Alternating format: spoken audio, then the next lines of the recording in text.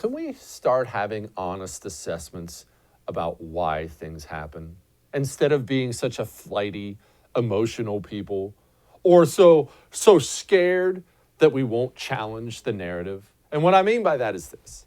You, of course, remember when George Floyd was killed, that horrible killing. We saw it on video in Minneapolis. And you remember when he was killed, right? And the entire nation, everybody, I did not hear one dissenting voice anywhere. The entire nation looked at it and said, okay, that's a crime or something. You can't, whatever that cop did is wrong. Whatever you want to charge him with is fine, but what he did was wrong. Everybody came out against it, everybody. And yet the entire country, the Democrat Party, the Republican Party too, corporations, professional sports, everybody just decided universally, the problem is police brutality.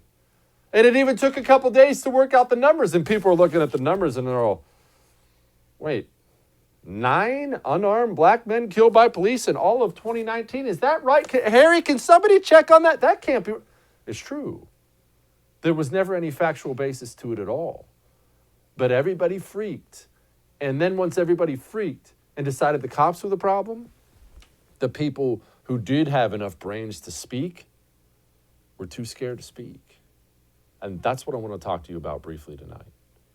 We have got to work on our courage. And remember, courage is not an absence of fear.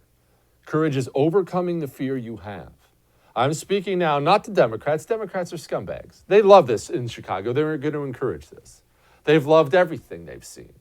I'm not talking about corporations. Corporations are weak and pathetic. They go whichever way the wind's blowing. Just please don't sue me. That's all corporations are now.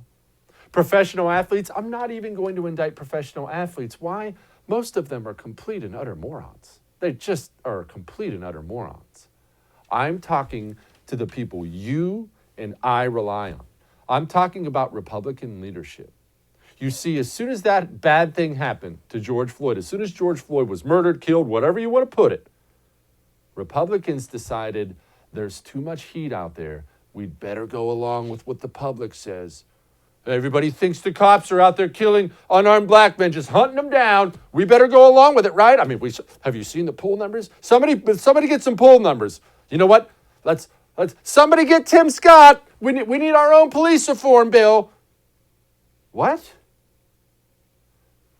What you do when it's hard is who you are.